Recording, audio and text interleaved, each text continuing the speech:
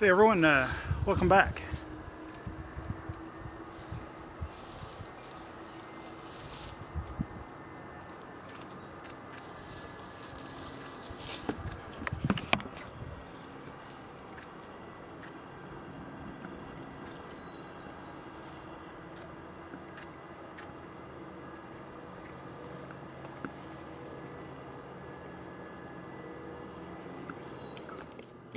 That was cool.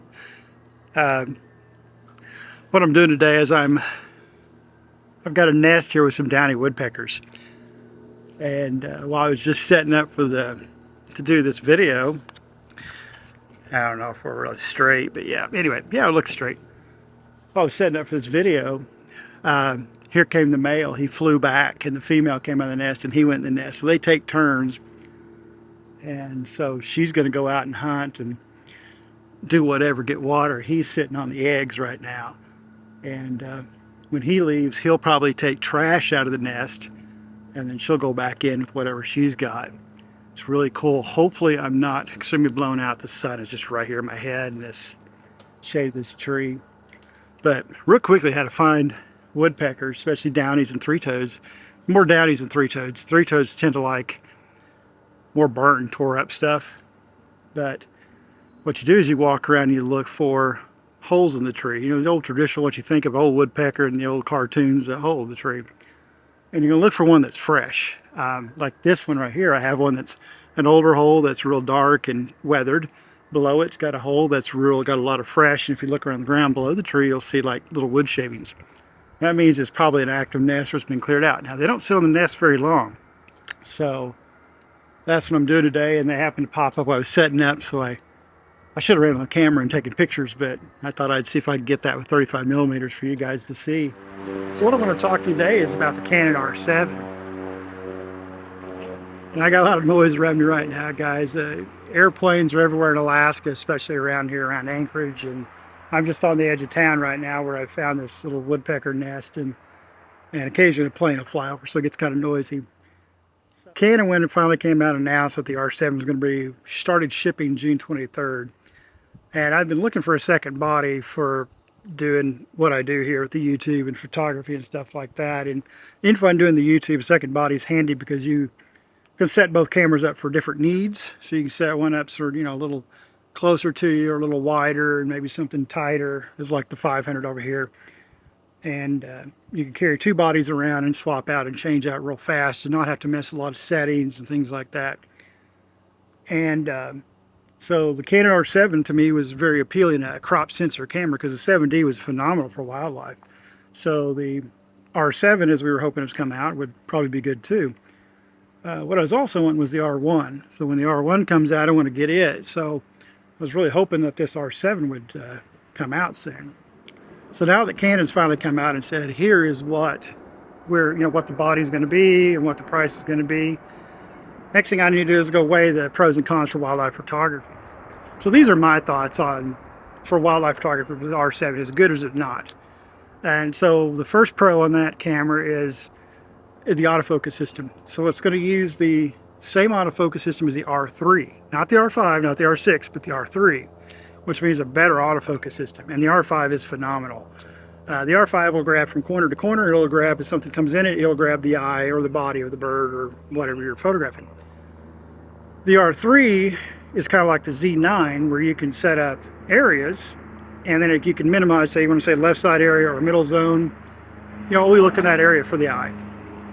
It also has the same processor, the DigicX processor. So it's the one coming out of the R3 for that, and also the R5, R6. So that's a really good processor for the camera. The next thing that's going to be a pro on it is the frames per second. So this camera will shoot at 15 frames a second. The R5 shoots at 12, and that's usually where I keep it, at 12. I don't bump it to 20 that often, and when I do, I feel like I'm filling my card up. So at 15 frames a second, it's going to be phenomenal. It'll also shoot 30 frames. So if you go, that's mechanical at 15, and when you go to electronic, you can do 15 or 30, which is nice because if they left it only 30, and you only want to shoot 15 because of a con I'll tell you about here in a little bit, you'd be stuck. So if you wanted to be silent shooting only, you'd be stuck at 30, but at least they gave you the option 15 and 30. So we'll play with that when it comes out. So on top of that, the camera has IBIS. So it's in-body stabilization, which is just amazing. So if you've never had IBIS in your camera body, it's not horrible because you can get it in the lens, but having that in the body and the lens is a game changer. It's also weather sealed, and it uses the same batteries that the R5 and the R6 use, and the 7D use. So if you had a 7D or wanted to go to the R7, there you go. Pretty nice. Video functions, which not everybody really cares about video. I know before I started doing this YouTube stuff and started recording animals, people talk about video, and I said, I don't care about video. Just give me a good photography camera. But this little camera, the R7, is another good hybrid camera, I think. It shoots oversampled 7K for 4K video at 30 frames, which is clear. I'll shoot 4K 60. It'll shoot 1080 120. It'll use RF and EF lenses, so you can just use an adapter to use all your EF lenses. That's great, because I have a lot of EF lenses that I still use with the R5. It's amazing.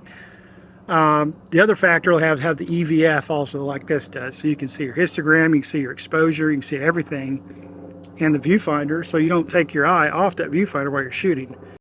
Because with non-mirrorless, non-EVF type cameras, when you have an optical viewfinder, you have to take your picture, look, do I have the right exposure, and then adjust. And when you're in the heat of the moment and you're taking a bunch of pictures with the optical, and you're just hammering away and you have the wrong exposure, you don't find that out until after the action happened and you're screwed. So with the EVF, you see your exposure as you're going along. You can even have the little picture come up in the window, which I turn all that off myself. So that's the pros on the R7. Sounds great so far. The only con is, and this is the big one that gets me, is it doesn't use CF Express card in the camera. It uses UHS 2. So what does that mean? That means you can't put as many cameras on, or many photos on the buffer.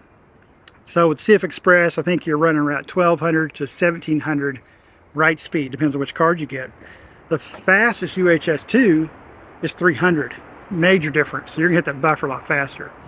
So with the R5 at 12 frames a second, when I'm using an SD card, I notice when I hit the buffer, it's a few seconds in and I hit that buffer. Now I'm using a V30 instead of V90, so there's a big, maybe 100 versus 300 on the speed. I can't remember exactly what the right speed on a 30 is. I know what a 90 is, around 250, 300. What they're saying with this camera, the R7 that is if you're in 15 frames a second, you get about 100 shots before you hit the buffer. If you're in 30 frames a second, you get about 50 shots before you hit the buffer.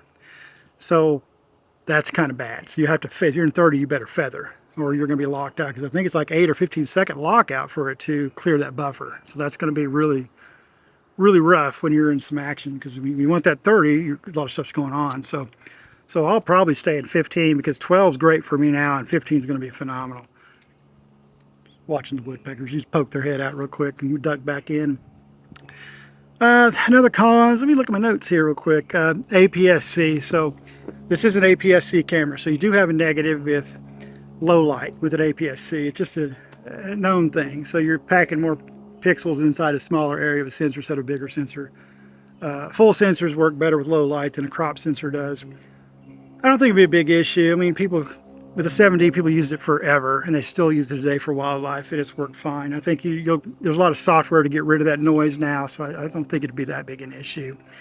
There's also no word on a battery grip. A lot of us like battery grips, so we put 2 batteries in, and it feels better in the hand sometimes. I've been running my R5 without the battery grip on purpose, just to see if it's really going to be a hindrance to my, my tactile feel on that new R7, if I get it, which I'll tell you about here in a second. And those are the only 3 negatives for me right now that I can think of. Is just, it's crop sensors, so low light could be a problem. CF Express card, I think, is going to be the biggest problem of you hitting the buffer. And the last one is no battery grip. But I don't think any of those things are really going to stop me to get it. So one of the biggest pros on this camera is it's $1,500, which is just great. I wish they'd bump to $2,500, give CF Express, but that's not going to happen. So to me, it's just a no-brainer to pick this camera up. At $1,500, why would I not? I've been looking for a second body. I think it'll be a second body, great body for doing the main bulk of my photography, and use this R5 for more of the videography. If I've got a low light situation, I'll use the R5. You know, if it's real early, real late, I'll use the R5, and as I get enough light where the now the R7's back in function. I keep pointing to this SL2 like it's an R7. Then I'll switch it out real quickly. That's the reason having the two things, two bodies. Anyway, that's my thoughts on the R7. I think it'd be great for wildlife. I don't know why you wouldn't pick it up at $1,500. If you don't have a mirrorless now, you're still shooting 7D or 5D, I'd pick it up. At worst case, you hate it. You should be able to sell that camera. All the camera gear right now is going really quick. Since that R7 is going to come out, I think a lot of people are going to want it. You should be able to get your money back or even sell it for higher, because what will happen is this camera is going to come out. They're going to run out of them. They'll have a delay trying to get more made. That's your time to sell them. So if you don't like it, but I don't know why you wouldn't like it. It's going to be a phenomenal camera. So anyway, that's my thoughts on the R7, guys. I'm going to go back to watching for these woodpeckers and get some shots of them. And I will talk to you guys here soon. Take care.